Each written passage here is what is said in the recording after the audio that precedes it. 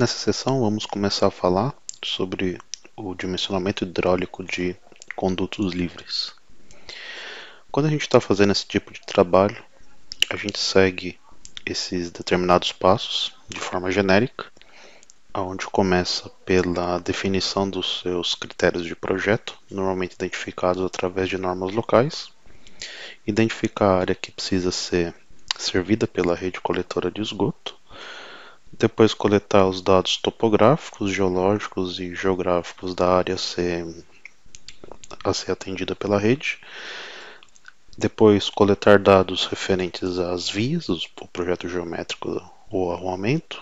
Dados sobre a população de projetos, se há indústrias, estudos como o plano diretor, tudo para saber as estimativas de cargas do projeto. Aí as cargas do projeto podem ser definidas com base nesses dados. O sexto passo é feito através da identificação das estruturas de redes existentes subterrâneas, como redes de gás, redes de drenagem pluvial, ou qualquer outra estrutura que estiver enterrada que precisa ser desviada de alguma forma antes de fazer o traçado. Aí, tendo essas informações do terreno e alinhamento, pode-se pensar no traçado da rede.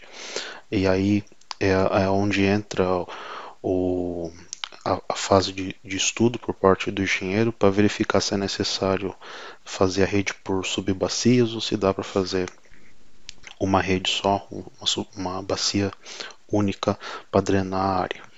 Depois entra os cálculos hidráulicos com o seu devido dimensionamento. Esse nono passo vai ser mais detalhado nos próximos slides. E depois disso começa as estimativas de custo e também, se necessário, fazer múltiplos estudos para verificar entre várias alternativas de projeto qual que é o de melhor custo-benefício. Aí, se for necessário, fazer pequenas mudanças no seu projeto para no final, uma vez definido o conceito final do seu projeto, fazer o detalhamento, que são os desenhos que são feitos em softwares de desenho, né, como o CAD e também agora os softwares BIM. Os dimensionamentos geralmente são feitos em estado estático, onde é definido uma carga de pico para ser usada para fins do dimensionamento. Através do modelo hidráulico, para algumas regiões é preciso definir os trechos onde é necessário levar em consideração uma vazão mínima, para, na sequência do projeto, indicar os parâmetros de projeto para evitar que faça cálculos com vazões baixas, já que há locais onde a norma diz que há uma vazão mínima, geralmente 1,5 litros. Vários países adotam esse tipo de limitação. Aí, em função desses trechos com vazão baixa, adota-se o critério da declividade mínima para esta vazão, para responder à tensão trativa. Na rede, é importante saber se há subbacias adjacentes que serão conectadas a essa rede nova, para que essas redes adjacentes sejam representadas através de adição de cargas, ou, se for o caso, também pode-se fazer a modelagem hidráulica desta rede existente e conectar ela explicitamente no modelo da rede que vai ser projetada. Na fase de definição do traçado, do layout da rede, é importante levar em consideração os eixos das vias, né, das ruas, de todas as informações relacionadas à superfície de projeto, e através da alocação da rede travada, alinhada com o arruamento, pode-se definir o posicionamento da rede dos postos de visita.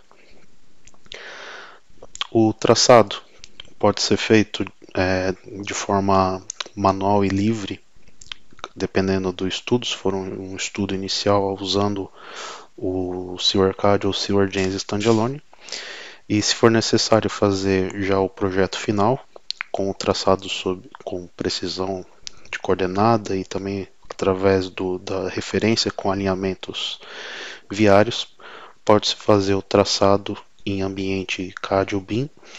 O SewerCAD e o SewerGens podem ser usados, como falado no início desse treinamento, integrado com por exemplo, OpenRoads, OpenSite ou OpenRail, que é a plataforma de BIM para projetos civis da Bentley, ou também pode-se usar o software integrado ao AutoCAD ou ao MicroStation. O traçado também pode ser feito de forma separada, não necessariamente com a integração do SewerCAD ou SewerGens com esses softwares CAD. Então você pode fazer o traçado da rede usando a plataforma CAD ou BIM pura, fazendo somente o posicionamento dos equipamentos, das estruturas, para posterior importação para dentro do SewerCAD ou do SewerGens. Aí, após o traçado, são feitas as construções dos cenários para fazer os cálculos hidráulicos. Os parâmetros usados para dimensionamento são as cargas, tanto para máximas situações ou mínimas situações. É verificado o cobrimento, que é o relacionado à profundidade da rede, que é a distância entre o terreno e a geratriz superior externa do tubo, onde podemos, através do uso do Terrain Models, fazer a análise do cobrimento ao longo da rede. Entra também a análise de velocidade, máximas e mínimas. Há locais que a velocidade mínima toma lugar para análise por tensão trativa mínima, para a definição da declividade. E também há os critérios de declividade máximas e mínimas e também a limitação da seção parcial máxima, que é a limitação do y sobre d, a porcentagem do y sobre d para análise, para projeto, para definição do diâmetro, levando em consideração o fluxo uniforme, a lâmina normal, para definir o diâmetro, o tamanho da rede. A inserção dos postos de visita deve-se levar em consideração alguns casos, como o uso para vencer grandes mudanças de declividade ou de direcionamento de alinhamento, ou quando há o juntamento de duas ou mais linhas de rede, ou quando tem um ponto mais amontante na rede, e também quando há numa linha reta um distanciamento entre estruturas passando de 80 metros em alguns dos casos. Então sempre verifica a sua norma para ver qual que é o distanciamento máximo entre dois postos. Sobre aquele passo número 9, sobre os cálculos hidráulicos, aqui destrinchamos ele em subpassos. Então dentro dele é onde a gente analisa e determina os locais dos postos. No modelo hidráulico é onde a gente começa a colocar as cargas. Aí as cargas podem ser tanto cargas pontuais nos nós ou o uso de taxas lineares. Aí aplicando a profundidade mínima nos poços para verificar e atender aos critérios de cobrimento mínimo e também para sair de obstruções. E com as vazões e as cotas de fundo determinamos o diâmetro da rede. Aí após isso faz a checagem do cobrimento, tensão trativa, velocidade de lâmina. Aí através dos seus cenários de cálculo, para chegar a todas as situações de projeto, verificar se por acaso há uma diminuição do tamanho do tubo de montante para jusante, para evitar, por exemplo, um tubo menor, um tubo, por exemplo, que chega com 200, depois passa para 150, depois para 200 e manter sempre em 200 para fazer a uniformização e evitar esse tipo de situação. Também ver se há situações onde os tubos estão muito rasos e ver se a aplicação de de um sifão invertido pode ser levado em consideração. Ver se há trechos com declividades muito altas e que se pode ser utilizado tubo de queda. Verificar se há, ao contrário, declividades muito baixas, onde seria necessário fazer o aprofundamento dos poços ajusantes para reduzir o tamanho da rede. E aonde há grandes escavações, verificar se por acaso uma linha de recalque não pode ser utilizada, ou até um sistema pressurizado. Finalmente, uma vez definido todos os passos, começa o estudo de custos que podem ser os custos de implantação e também custos energéticos. E caso tenha várias alternativas de projeto, efetuar os cálculos para várias situações e ver qual que é o melhor projeto entre todas as opções. Depois começa-se a verificar os resultados, que podem ser através da extração de perfis. Aí dentro do SeaWorkAD e do SeaWorJames podemos verificar os perfis de duas formas, que é o perfil hidráulico, que mostra o perfil com uma certa coloração, que é o perfil da esquerda, e na direita é o perfil de engenharia, onde é o mesmo perfil, porém com a possibilidade de fazer anotações específicas nos elementos e também a inserção da tabela na parte inferior do desenho.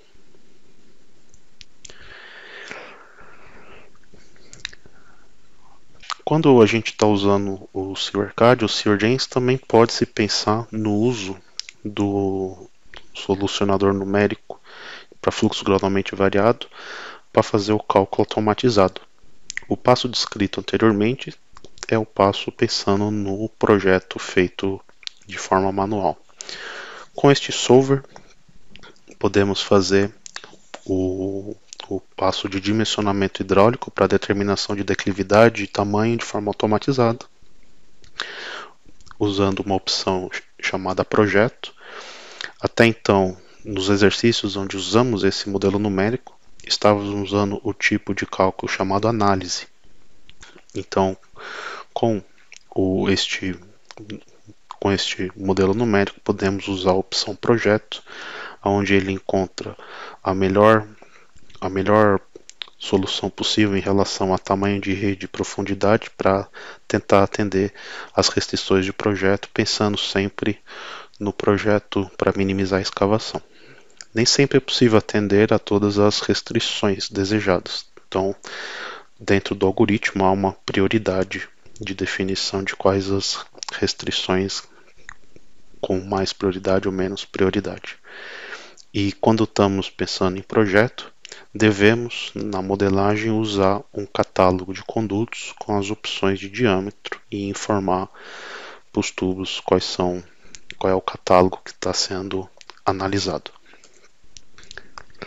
Pelo projeto automático, o usuário pode fazer o projeto total do sistema, ou seja, fazer o dimensionamento de todas as estruturas ou só de um pedaço. Então é bem flexível. O usuário pode definir quais os elementos que serão dimensionados e também quais as restrições que vão ser usadas para a definição do projeto. O algoritmo do projeto sempre visa a minimização da escavação, como dito. É sempre indicado a revisão dos resultados extraídos por parte do engenheiro, em que o engenheiro use o seu julgamento técnico para ver, caso necessário, alguma mudança do resultado obtido. Há um item dentro do Help chamado Design Priorities, onde é descrito todos os detalhes sobre as prioridades do algoritmo de projeto usado no dimensionamento, caso você tenha curiosidade de saber os detalhes. As restrições usadas para dimensionamento de conduto livre são a declividade, a velocidade, o cobrimento e a tensão trativa. O usuário determina a extensão do projeto, como se você quer que seja dimensionado para os tubos a cota de fundo, o tamanho, da rede ou só o tamanho, mantendo as cotas de fundo num valor pré-definido pelo usuário. Ou pode fazer também um projeto parcial, onde só a cota de jusante está fixada, enquanto que a de montante e o tamanho da rede são projetados. Ou seja, pode ser um projeto com muito mais detalhe, muito mais flexibilidade com relação à imposição de valores pré-definidos pelo usuário. Para os nós, as estruturas, como os poços, temos as seguintes restrições de projeto. Primeiro, a correspondência de tubos, que é com relação ao tubo que está exatamente a montante e a jusante, que é se o alinhamento deve ser igual à geratriz inferior ou superior dos tubos. Também é uma opção de usar um desvio de linha de correspondência, que é como se fosse um offset, que pode ser um valor para fazer um aprofundamento da rede pré-definido em função da geratriz inferior ou superior.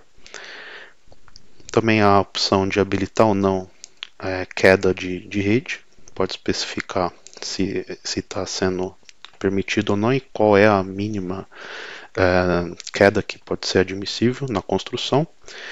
E também se é necessário fazer poços com depressão, que são como se fossem sumidouros, que é uma ligeira depressão da cota de fundo do poço, ou seja, o poço vai ter alguns centímetros abaixo da geratriz inferior do tubo de saída do poço. As restrições de projeto para os tubos podem ser valores fixos ou tabelados em função, por exemplo, do diâmetro por o caso da declividade.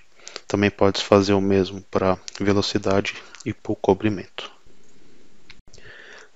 As restrições de projeto elas são definidas dentro desta janela, que está dentro do menu análise do software. Esta janela tem na parte da esquerda as restrições para tubo a gravidade, para nó. Também tem uma opção para projeto para dimensionamento de boca de bueiro, que é usado para projetos de drenagem pluvial. Temos também na direita uma seção chamada projeto estendido, onde há outras limitações de projeto, como a seção parcial, que visa limitar em porcentagem o y sobre d do y sobre d máximo que pode ter dentro da rede, levando em consideração o fluxo uniforme, ou seja, é analisada a lâmina normal. Este valor pode ser fixado ou pode ser também tabelado em função do diâmetro. Pode também ter uma opção para definir se pode ter tubos em linha, que é quando tem dois tubos em paralelo, e limitar também o tamanho máximo do diâmetro da rede. Então este aqui é o lado da direita, a seção de projetos estendidos. E todas as restrições ficam gerenciadas dentro da alternativa de projeto, é um grupo de alternativas, e todas essas alternativas podem ser definidas como global ou local. Então, se você quer que um tubo tenha uma restrição de projeto diferente do que está definido na parte superior desta janela, que é a janela da alternativa de projeto de um cenário, você pode dizer que este tubo, como estes dois, possuem restrição local, ou seja, diferente do que está definido aqui em cima. E é através aqui da janela também que você escolhe se você quer dimensionar ou não, ou se você quer dimensionar uma parte, como dito anteriormente, só a cota de montante ou só a cota de jusante. Calculando o projeto, finalmente, então para definir um projeto para ser dimensionado, mude o modelo numérico de fluxo gradualmente variado, mude o tipo de análise de tempo para estado estável e mude o campo tipo de cálculo para projeto. Desta forma, o cenário vai ler a alternativa chamada projeto e as suas restrições para fazer a alteração, sempre olhando as restrições e também os catálogos e as opções definidas nele. Então é muito importante verificar com detalhe o que foi definido na alternativa de projeto. rode o cenário e revise os resultados obtidos e faça as alterações finais caso necessário.